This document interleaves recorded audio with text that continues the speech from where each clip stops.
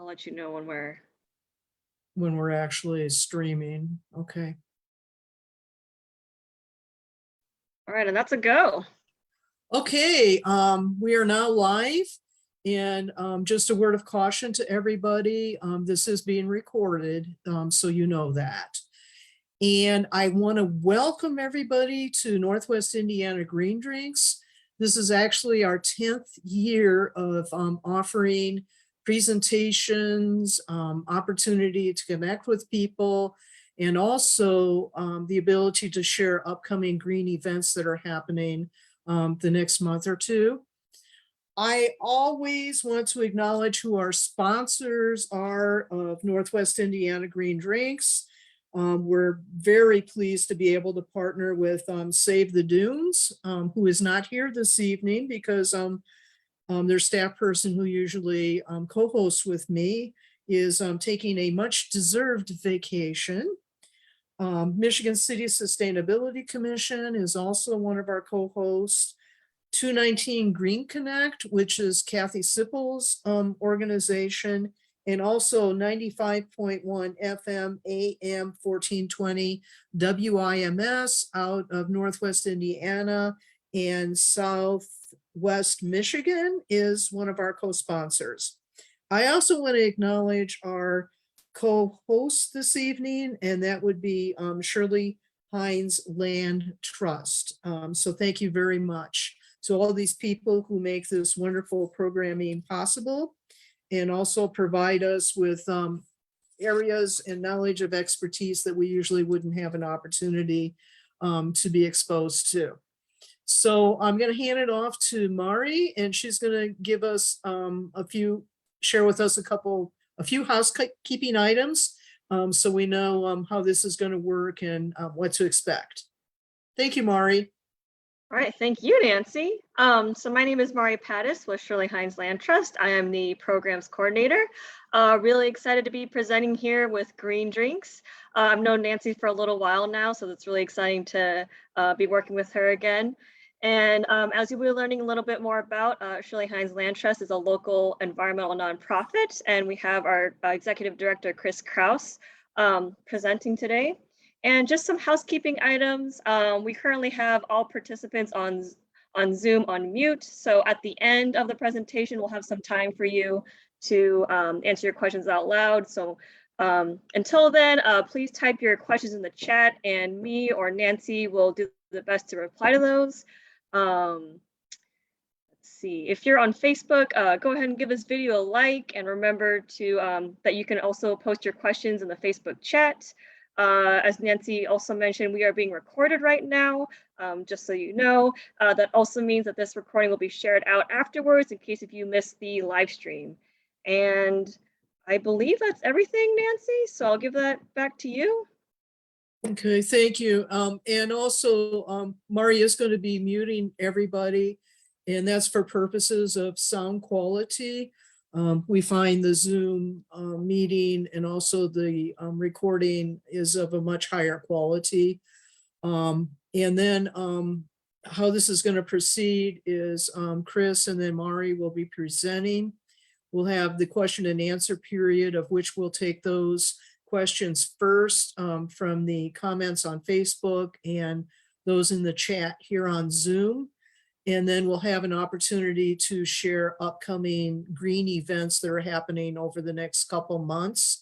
And I'm going to say the next couple months because July is our traditional time to take a break because people really want to enjoy the outdoors. And many of us are overrun with friends and family who want to visit us during July and take advantage of our wonderful dunes in the outdoor area here in Northwest Indiana.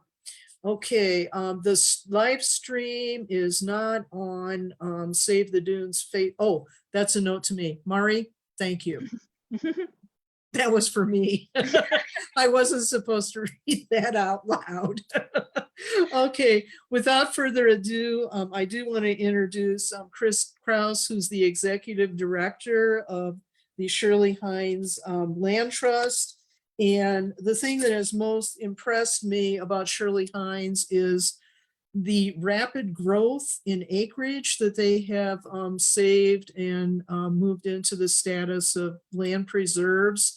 And Kris, I understand that a few years ago that Shirley Heinze Trust did receive national recognition. So I hope that you'll be sharing that with our guests, because that's extremely impressive. And I know it's difficult to obtain that status. And without further ado, I'm not going to share a lot about Kris. If he wants to share anything, I'll let him do that. But I know everybody has come here this evening to learn about Shirley Heinze Land Trust.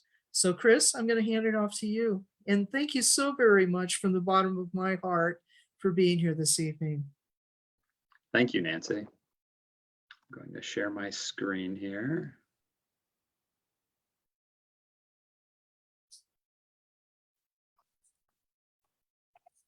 All right. My name is Kris Krouse. As Nancy mentioned, I'm the executive director at Shirley Heinze Land Trust, and I have been serving in that capacity since 2005.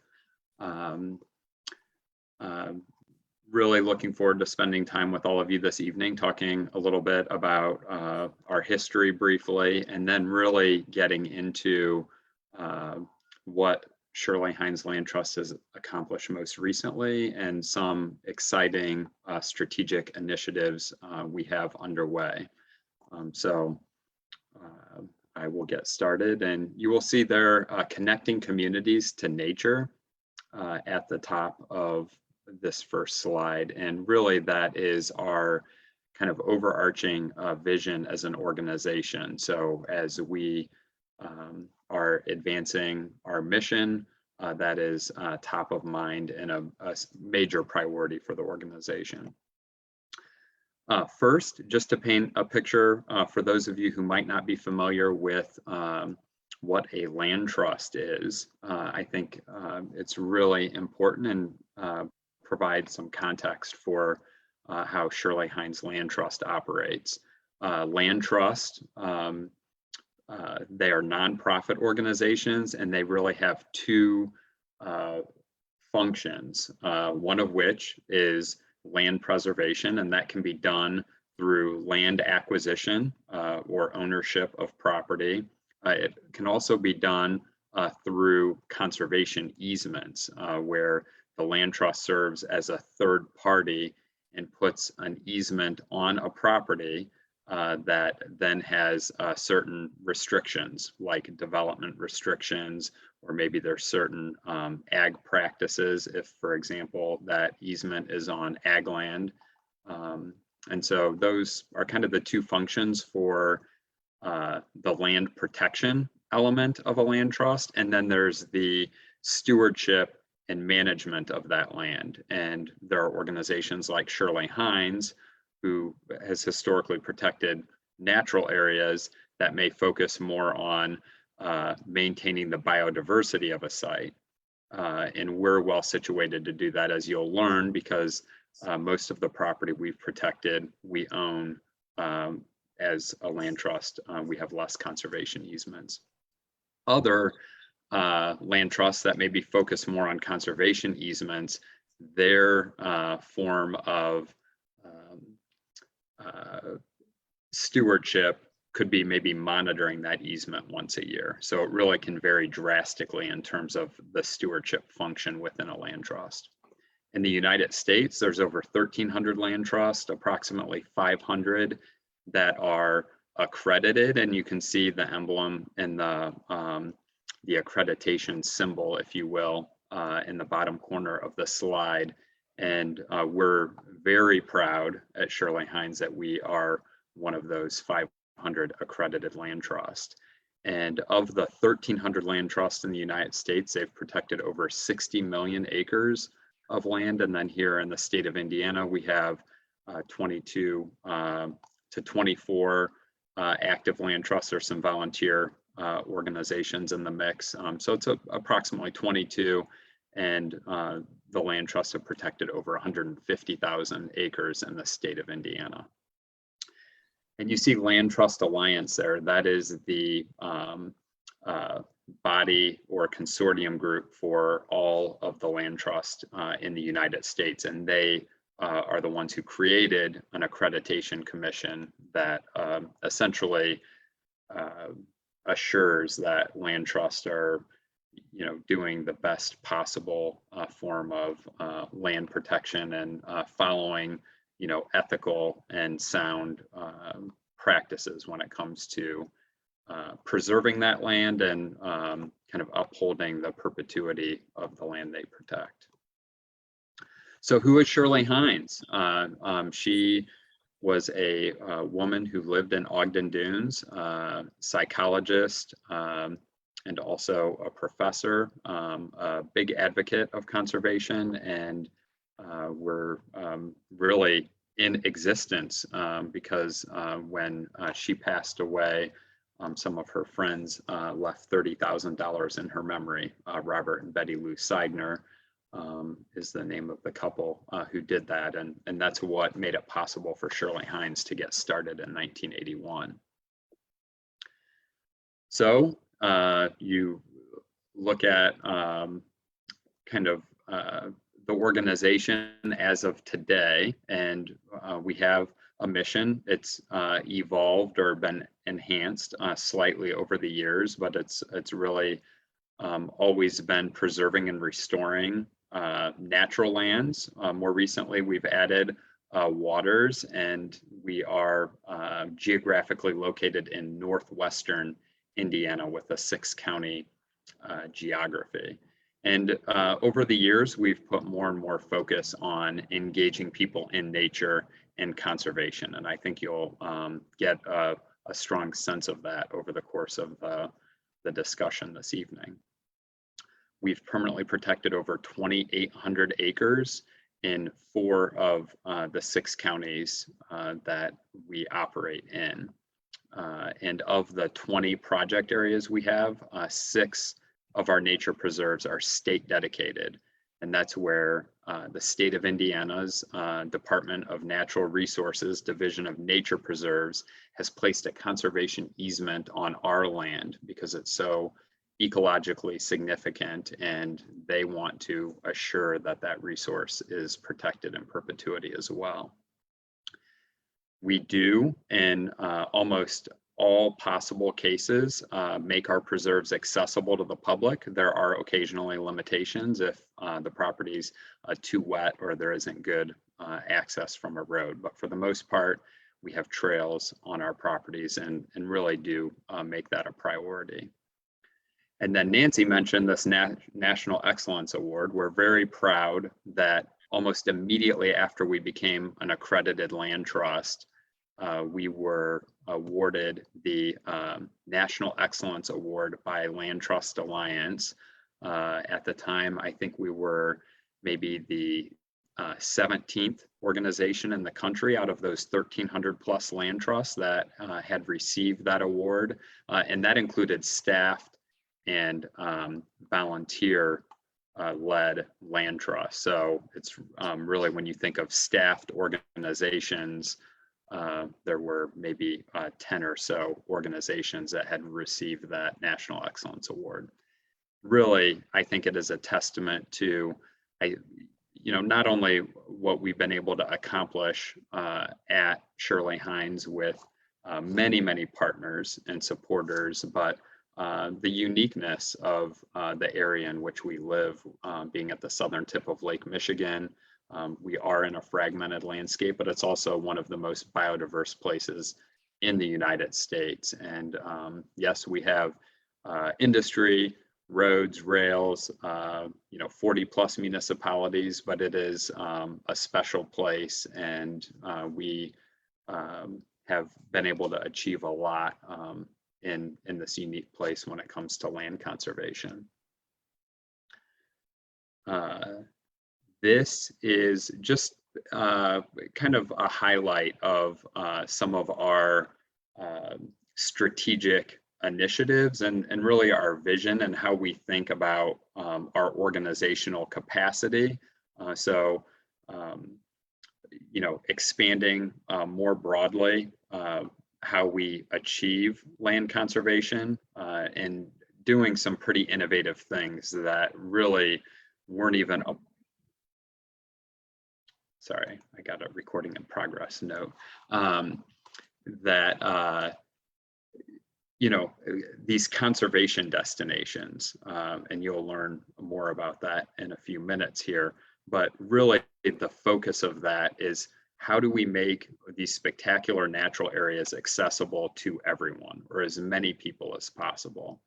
And a big factor in the equation, and something that we've realized over the years, is that there is a little bit of a gap when you look at the areas that are being protected and who is able or maybe even aware that those places exist. And we saw those gaps as kind of the urban part of our geography and also the rural. And so we have strategies, and we're working diligently to develop goals and programs that allow us to achieve conservation in those communities as well. And then developing innovative programming to build awareness about these natural resources. We've done lots of programming over the years, and I think, as you'll see, and Mari will be talking about some of our new exciting and innovative programs later in the presentation. And I think you'll find that we're doing some pretty exciting stuff there as well. So here's a map that shows our existing the 6-county geography I mentioned, and I actually misstated the number of counties in which we do have land holdings, because you'll see in the bottom right-hand corner of the map, there's a blue star in Marshall County, and we're really excited that we permanently protected a 16-acre nature preserve outside of the town of Bourbon this winter, and so that's our newest preserve as an organization. And you also see another blue star in Lake County that's actually on Deep River, just north of our Hobart Marsh project area, where we have permanently protected 23 acres on the river corridor, and are partnering with the town of New Chicago and several others to create public access on that river corridor, which is an exciting and new initiative for us. But what you can see with these conservation areas is that we think much more holistically about how these preserves are connected across our geography. So you can, you know, it's not just a nature preserve. Some of these nature preserves are connected because of the different types of species, or even the types of habitats, whether it be wetlands or dune and swale or moraine forest, something that we'll be talking about more as it relates to our Meadowbrook project area. So this is just to paint a little bit of a picture of the preserves that we have and how it fits in the 6-county geography. So conservation destinations, and you know, how are we creating these spaces that connect communities to nature? And we want to start by talking about Meadowbrook, which is situated pretty much in between Valparaiso and Chesterton. It's in Liberty Township. And what you're looking at is an aerial image of what we see as kind of this moraine forest conservation area. And there's a few other properties highlighted in green: Sunset Hill Farm Park, a county park; Moraine Nature Preserve, which is owned and managed by DNR. And then there's also Rogers Lakewood Park, which is a Valparaiso City Park. And what we're working on as an organization is how do we protect this reasonably well intact forest right in the middle of the moraine. And to do that, we have been adding acreage at our Meadowbrook Nature Preserve property that is right it's on, we have a couple of tributaries of Salt Creek that run through the property. There's some really, really nice ravines and forested portions of the property that really depict what the moraine forest is like and what we still have left. Although it's remnant, there's still quite a bit that has been protected and and as I think you'll see, we are making pretty good progress on protecting more of it. In 2013, we picked up a retired Girl Scout camp, and it was 74 acres in size. And if you fast forward to today, we're up to 224 acres of land permanently protected at Meadowbrook. We have planted, as we've acquired some of these lands, some of which was historically in agriculture. We've planted over 30,000 trees. We've done a lot of restoration and programming at Meadowbrook. It is kind of ideal because it's where we're headquartered and where the staff goes to work every day. And really, it is a credit to a whole slew of partners. It has been a major initiative for the organization, and we're really excited about the progress that has been made at Meadowbrook. And you'll see on the slide there the agriculture and water programming. I'll talk more about that, but the one thing that I think is really worth noting is the some of the ag land that we did reforestation on. We learned pretty quickly that there isn't a lot of ag land left in this part of the county, and we need to be thinking about how we can collaborate with farmers or landowners who have their property being used for agriculture. And that so Meadowbrook did play an important part in terms of how we think about agriculture, conservation, and water programming. So conservation destinations. We're really excited and happy to report that as of right now, there's construction happening at Meadowbrook. We have already installed a pavilion, a restroom, a permeable paver plaza, and now they're excavating and installing a parking lot that will better serve the really good visitation and program plans that we have at the site. We're also putting in an accessible trail, so everyone will be able to take a hike at Meadowbrook. There have been limitations in the past just because of the grade and rough terrain at the site. And then we also have plans to install a really nice amphitheater at the site, and we longer term are looking to replace our stewardship and office facilities at Meadowbrook. So we're going to jump from Porter County over to St. Joseph County, and there's another spectacular property that is known as Lydic Bog Nature Preserve, and this is a part of this kind of linear north-south chain, or it's a chain of kettle lakes, essentially, right on the Continental Divide. You can see on the map there how Lydic Bog fits in. It just so happens that Lydic Bog is a very rare habitat. There's only a few in the state that are true bogs. And we were really excited and happy to be able to protect that back in 2016, and have since made tremendous progress with our restoration work. And we have we set out for ourselves to create access to this very unique habitat. There's things like purple pitcher plants and sundews, these carnivorous plants that are only found in bogs. And so what we did is we created a master plan for the site. We got some community input, and ultimately we were able to raise the funds to install a pavilion, a restroom facility, and just this winter, we installed a boardwalk that actually takes you out onto the bog. St. Francis Nature Preserve.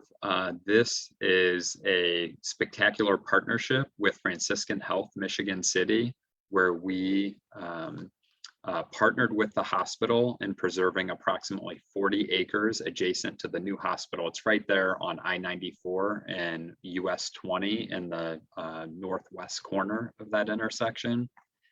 And if you go out there, it is just, I think, maybe the best example of how we're thinking differently and more holistically about connecting people to nature. It's a great partnership and really a new partnership with a hospital. And you can see the Shinrin Yoku in Japanese, that stands for forest bathing, and you can see the trees, if you will, which is what that stands for. And it is essentially what you can do at this nature preserve and others. And we have been really fortunate to have this opportunity to partnership with the hospital and tie kind of health and wellness to our mission, as you can see in an example of one of the interpretive signs on the property. So it's not just nature, it's also health, and how being outdoors can improve all of our quality of lives. And yeah, so that's a very exciting project for us, and also a new conservation destination that just came to fruition this year. All right, so the Little Calumet Conservation Corridor, this may have been our first kind of true conservation destination. We started protecting property on this river corridor that stretches from Red Mill County Park in LaPorte County and goes all the way to Portage Lakefront Park. Our kind of focus has been on land preservation between the Heron Rookery, which is the kind of the big dark green spot in the middle of the map. And if you take that and go eastward, you eventually land in the Indiana Dunes National Park at Shellberg Farm. And those red pins are all Shirley Heinze project areas along the river corridor. And we have made really tremendous progress, thanks to many partners, including Save the Dunes, the Indiana Dunes National Park, and DNR, to preserve the river corridor and do restoration and even public access. This river was inaccessible for 30 plus years. And so we've successfully preserved 520 acres. We're pretty confident that we'll be up over 750 acres before the end of this year. And we now have 5 miles of water trails, 5 miles of hiking trails, and really it did get the organization thinking differently about how we can create these, unique experiences and different ways for people to experience nature. And that project area got us thinking critically about how do we protect these ag lands in Pine Township. It's largely rural out by the Heron Rookery, where we have the Dale B. Enquist Nature Preserve adjoining the Heron Rookery.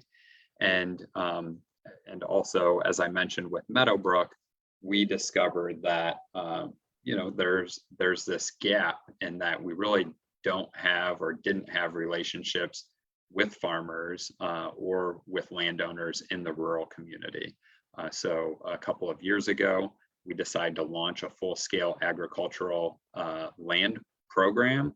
And I'm happy to report to all of you that it's going really well. We've learned a lot about best management practices in collaboration with the Soil and Water Conservation Districts, NRCS, and are now pretty well equipped to have those conversations with farmers about what they can be doing on the land that in turn has the potential to improve the quality and their yields, and then also in turn water quality when it comes to issues like nitrate and phosphorus loading that occurs with ag practices. So and as a part of this ag programming, we're also doing some pretty innovative things in partnership with DNR and the national park as it relates to developing a wetland mitigation bank, and also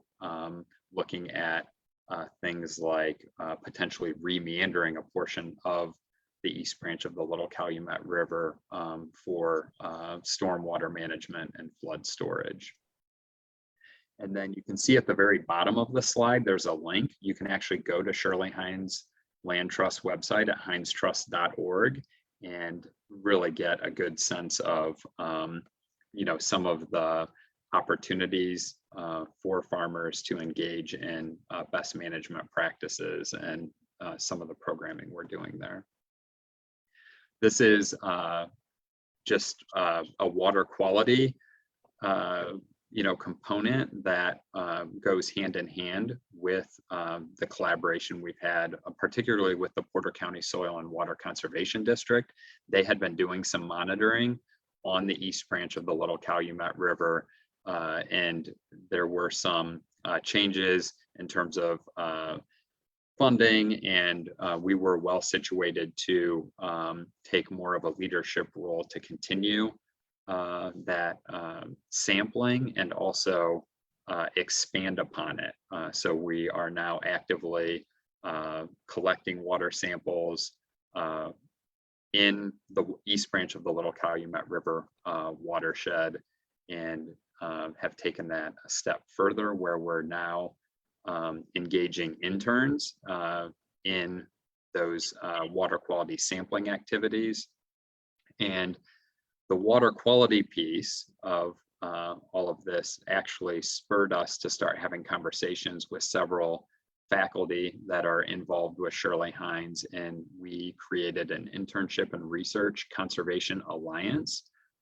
We launched that at the beginning of this year, and we're really excited to report that we are working with 5 interns this year, some of which is helping us advance the water quality monitoring program, but it's also helping us with restoration and wildlife monitoring, some interpretive programming. We just had an intern from PNW work with us this spring, and that student was also involved with helping us on some of our communications efforts. So that's a very exciting and new way that we're engaging and partnering with local universities. And then connecting on the urban community side. So we have, and this is one of our first project areas, Ivanhoe South over in Gary, Indiana. It's globally rare dune and swale habitat. We have 50 acres. It's just a little east of Klein Avenue and south of Highway 20.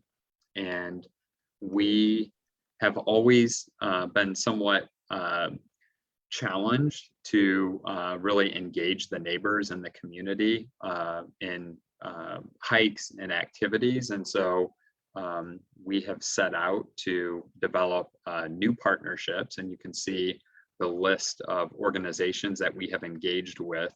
This is over the past 2 years, and it's really been enriching for the organization. We've learned a lot, and I would say one of the most exciting things is, of course, all of these new partners, some of which we hadn't worked with in the past, like the Urban League, but we are setting out to connect Westside Leadership Academy, which is the last remaining high school in the city of Gary, to Ivanhoe South, which is 1/8 of a mile away from the nature preserve. And so that's a very different and kind of exciting way that I think we're making our nature preserves relevant in the community. And so with that, I will stop and turn it over to Mari, who will talk about programming. Should unmute myself. Hello. Also, Kris, I'm not sure if you have the ability to let me change the next slide, or you can just wait for me to pause and you'll probably figure out the flow. But Yeah. anyways, so as the programs coordinator for Shirley Heinze, I've just gotten really familiar with all of our events and special events that we have going on. So with programs such as Nature and the Arts and other initiatives, we are finding innovative ways to connect communities to nature. Next slide. Is it? I don't know if it'll, oh. So as I mentioned, we have Nature and the Arts. We just started this last year, and these are activities that we partner with local art communities and art organizations, and we have hands-on activities that you can bring home with you and have nature-inspired arts and crafts. And it's just another way to combine the benefits of making your own art and having that artistic inspiration. And as you can see here, we have several in-person events going on this year for Nature and the Arts. All this information is on our website, but we have things such as making your own field guide and make your own nature collage. I'm really looking forward to making your own little nature wand, making your own magic with that. And these are across several different preserves, so we're really excited to be offering these programs this year. We also have Bringing Nature Home. This is actually inspired by a book of the same name by Douglas W. Calumet. And this is eligible for anyone, not just if you have a garden in your backyard, but for businesses and schools and other institutions. And basically, we're encouraging people to have more native plants in their yard. And this is really important because this creates connected habitat for things such as pollinators and migrating birds. It's sort of a collaboration effort in addition to us preserving, several thousand acres of land. This is kind of your own way to have your own little nature preserve in your backyard. I know Kathy Sipple on here is one of our many Bringing Nature Home recipients. So if you would like to apply, if you think you have a nice, robust garden, our applications are due July 20th this year.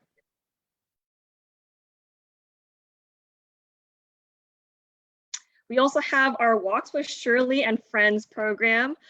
This is in partnership with other nature organizations in the area.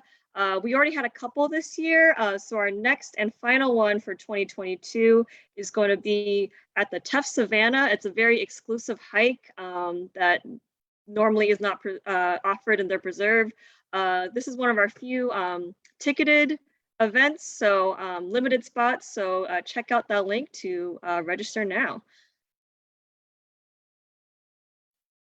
We also have virtual programs. So as you can see here today, we're partnering to offer a virtual program, but we also offer them on a regular basis with either guest speakers or with our own staff or volunteers. This winter, we offered a winter tree ID workshop, so how to identify trees when they don't have any leaves on them. And we had an outstanding turnout for that. So it's just another way to educate the public about various environmental topics.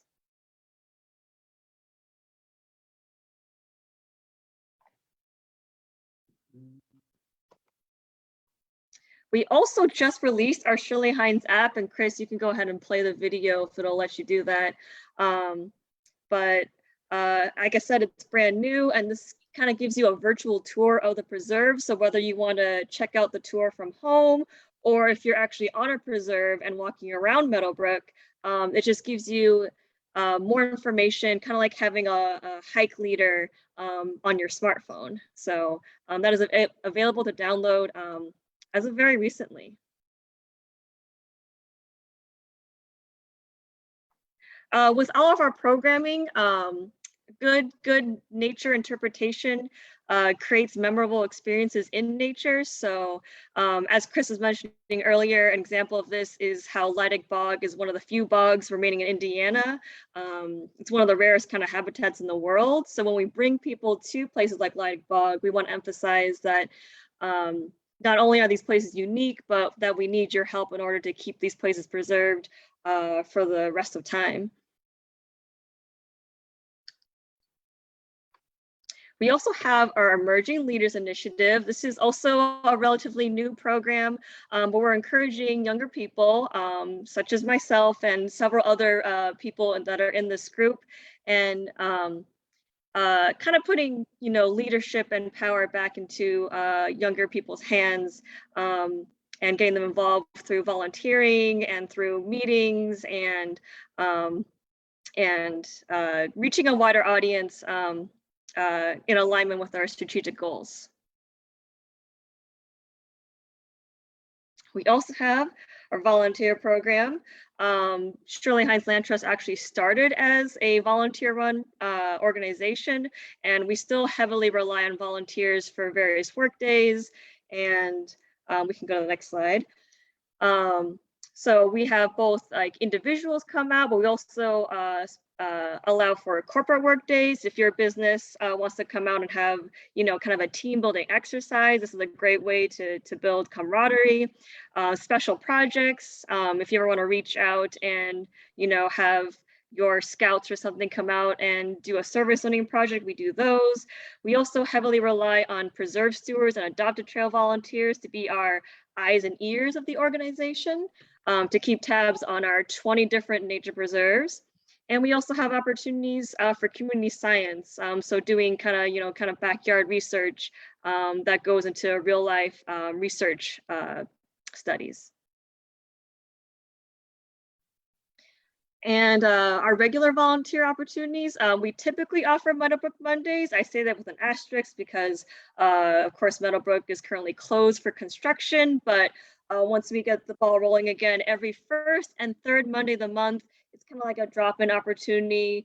You don't need any prior experience or training. You just come, we give you supplies, and we show you the plants, and it's usually native and invasive species treatment. We also need help for special events. Again, as the programs coordinator, I would love some extra hands to, greet our visitors and engage with the public. And as I mentioned again, adopted trail and preserve stewards. And sometimes we just need help for things that come up. So, and this is a really interesting study from a recent Penn State journal. But during the pandemic, initially we were all told to stay at home, and then, the places that we could go outside safely was the outdoors. And outdoor recreation increased by, I think the actual number was like 60%, like in total, like new participant, 20% new participants, sorry. And that's just an indicator that more people are spending more time outside. I mean, you can tell when you go to the beach now in the summer, there's just more people using the outdoors. And this is also a testament to why we need to emphasize the importance of health and nature. Spending time outside is scientifically proven now to help both your physical and mental health. So we are trying to connect communities to nature in order to provide those health benefits so that everyone can enjoy nature. So how to get involved? The easiest thing you can do is just come visit us. Put on your hiking shoes and hit the trail. Again, 20 nature preserves, there's a lot of variety. There's prairie, there's wetlands, there's bogs. And so try to visit them all. Check out our events. Like I said, a lot of nature and the arts events coming up. Volunteer, donate your time or money, become a perennial partner, which is our recurring donations program, and you get a cool t-shirt if you sign up. And then spread the word, share this presentation, follow us on Facebook. And then we have, I think the next slide is more detail about upcoming events. Oh, yeah. So this Saturday is National Trails Day, so nationwide, but we are celebrating it at Ivanhoe South Nature Preserve. We're having a fun little trail mix themed hike. So you get to make your own trail mix and do a scavenger hunt. There's a couple guided hikes being led, including a birding hike. And we'll have some goodies to hand out. So it's a great way to meet other nature enthusiasts. Nature in the Arts, as I've said again and again, those dates are July 16th and also on August 20th and 27th, September 24th and October 1st. We are also partnering with Dig the Dunes. They're an amazing partner. They have a full calendar of events going on all the time. And they have these fun beer runs, June 23rd at Ambler Flatwoods, and then July 21st at Meadowbrook. So you get to do a 5K, and then you get to drink a beer afterwards. And again, our next Walks with Shirley and Friends is happening August 27th at Tough Savannah. Then that's in the Jasper Pulaski Nature Preserve.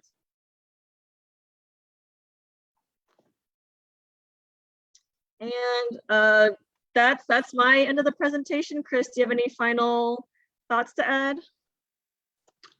I would just say that all of our work happens because of we have a spectacular staff, Mari included, a great board of directors, advisory council. Some of you listening might be involved in those areas. And then of course we have many, many volunteers, donors, partners, really the tremendous progress and I would say success that Shirley Heinze Land Trust has had in our 41 years of existence is a credit to just a lot of people giving so much time, talent and resources to the organization. And I hope and I really believe that our progress is a reflection of the people who are involved with the organization. And it's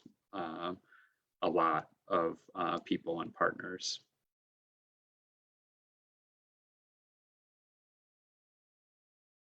Okay, I really want to thank both Kris and Mari for being with us this evening. Mari actually is wearing two hats this evening. So I want to acknowledge she's been acting as co-host with me and also did a very significant part of the presentation this evening. So that was a delightful surprise for me. And we're ready for questions and answers now. In the chat here on Zoom, mostly people were making comments, and I'll have to say they were extremely favorable and positive ones. And the one question that came up is, did Mari say a burning festival or a birding hike? And it actually is birding, like in tweet, tweet, birds that fly with feathers. So that's an important clarification to make. For the pyromaniacs in the group, you may want to contact either the Indiana Dunes National Park Service or the State Park Service. I know they're the ones that do a lot of the burns in the area. This is a really interesting question from Lance Werner, and he's asking both Kris and Mari, which one of the preserves is your personal favorite and why?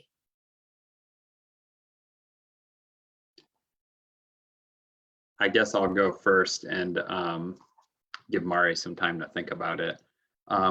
For me, it's Ivanhoe South by all means, because it's the preserve is 50 acres in size and comprised of over 250 lots. It was originally platted and subdivided.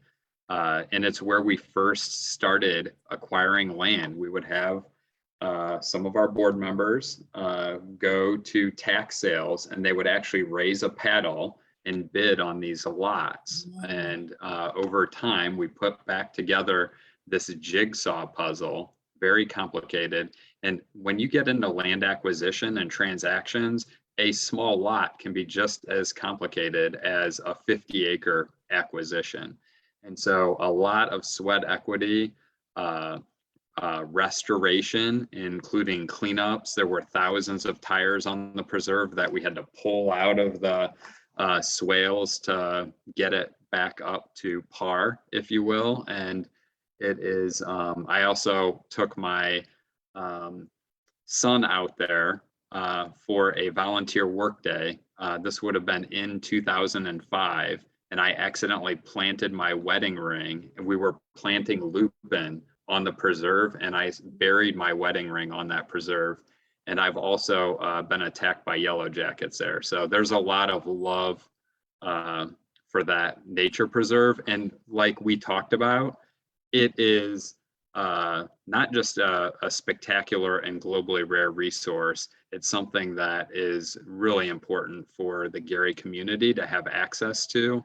And we're excited to, take this preserve to a place where it has really good access for students and adults. And it's been really a fun progression to see where we're at today with that preserve. It sounds like it's a love-hate relationship, Kris. Those are always the strongest ones. So thanks for sharing about Ivanhoe. Mari, have you had time to think about which is your favorite and why? Yeah, and I haven't been with the organization too long, although I'm coming up to a year in August, so that time really flies by. But anyways, I don't know, I really like Crestmore Prairie.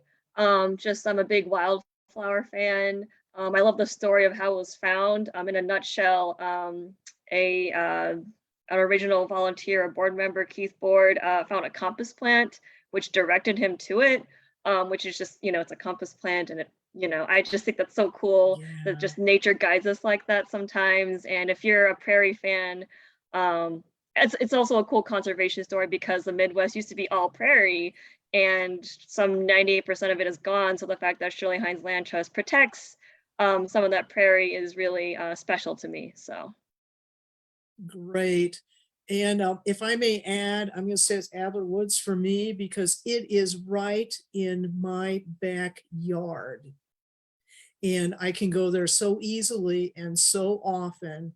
And what's so special about the property is on one side of the road, it's old growth forest. And on the other side, it's new growth forest. So if you spend time exploring both of those, you pick up the big difference between lands that have been allowed to remain as they were originally versus what was a farmland. And we're looking at about 100 years worth of growth on the other side of the property. So I really do enjoy that one a lot. Probably a lot has to do with easy access for me. So, okay. This is a question from Brian Will, and he's asked, how large is your staff? And maybe we'll let Kris take that one. Yeah, so actually really exciting. We actually added 2 full-time staff positions. So we have 9 full-time staff, and then we have a couple of part-time permanent roles within the organization. And then right now, and it kind of depends from year to year, kind of on the temporary and seasonal staff. So we've had up to 6 seasonal stewardship technicians working out in the field doing land management. And then also we have, I mentioned the internship programming, we have a few interns working for us this summer, and a few of those are actually paid positions. So it varies a bit, but I think probably 11 full-time equivalents is about where we're at right now as an organization. That's awesome. Mari also made a comment that if you're interested in doing the bird hike, that Shirley Heinze Trust will be providing binoculars if you don't have those. So that's a nice touch. Mari, I do not have access to Facebook Live, probably on Shirley Heinze Trust.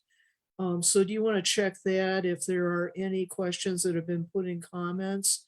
And while you're doing that, then I'll also check the Save the Dunes live feed, okay? So we can be sure that we've caught everybody's questions if anybody's posted any.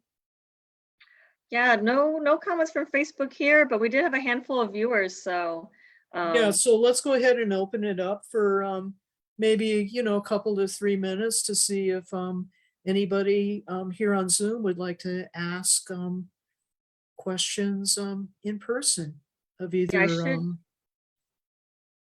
Oh, you should have the ability to unmute all participants. So if anyone wants to just either type another question in the chat or just say it on video, be our guest. yeah, and we also have that little icon where you can raise your hand as if you're in school. So the retired teacher in me is coming out right now.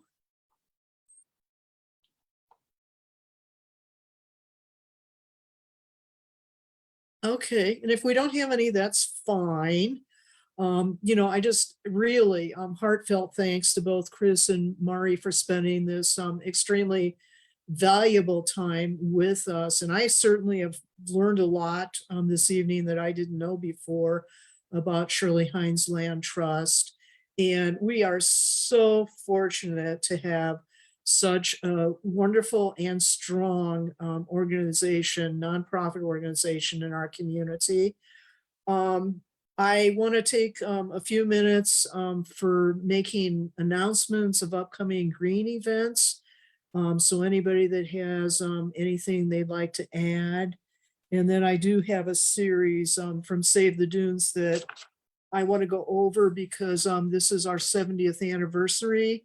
And like I said before, we will not be meeting in July because that's our traditional take a break, get outdoors, enjoy your friends, family, etc. So does anybody here have any green announcement that they'd like to make?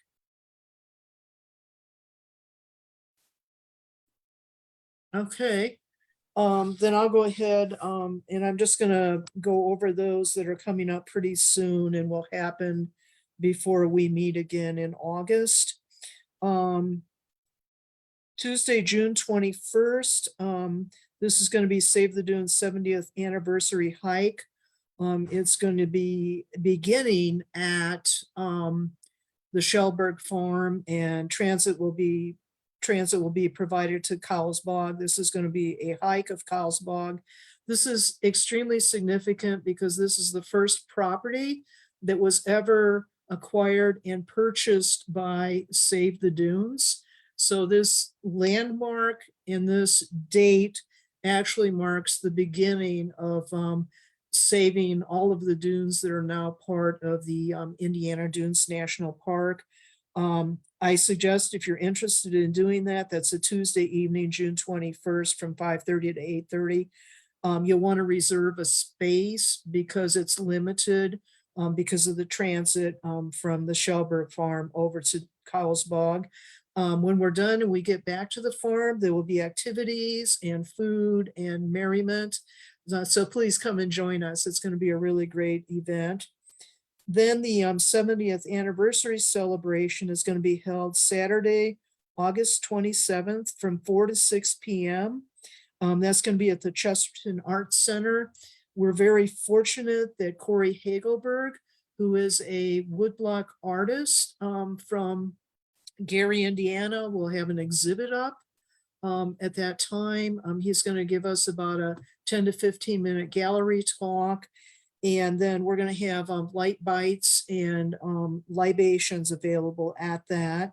There will be an event posted on the Save the Dunes Facebook page pretty soon about that.